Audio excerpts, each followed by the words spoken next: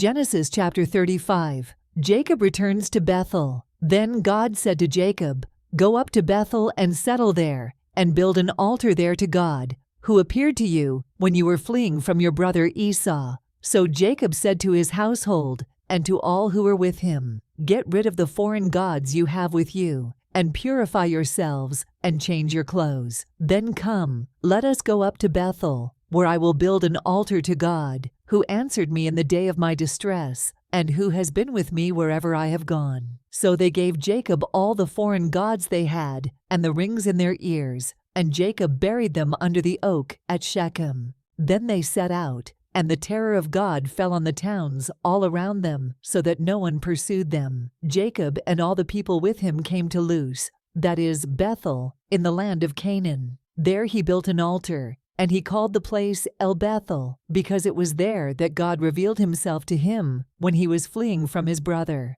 Now Deborah, Rebekah's nurse, died and was buried under the oak outside Bethel.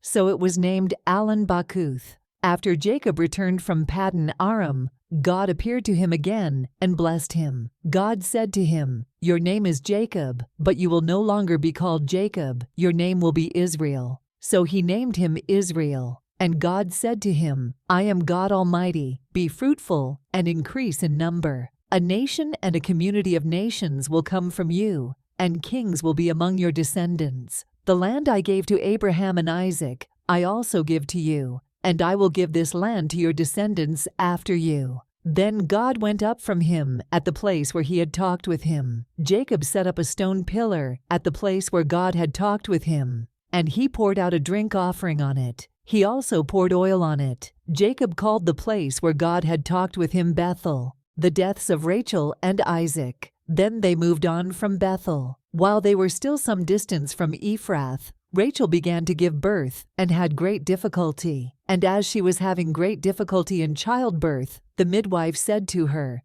"Don't despair, for you have another son." As she breathed her last, for she was dying, she named her son Ben-Oni.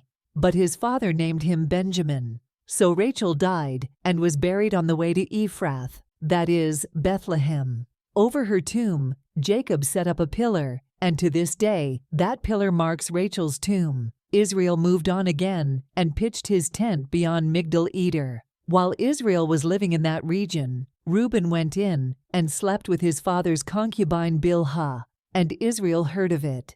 Jacob had 12 sons, the sons of Leah.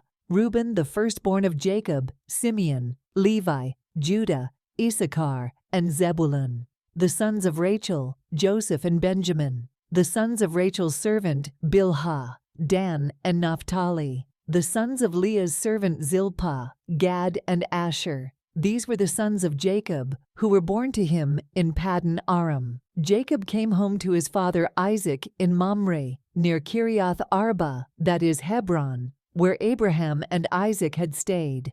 Isaac lived 180 years. Then he breathed his last and died, and was gathered to his people, old and full of years. And his sons, Esau and Jacob, buried him.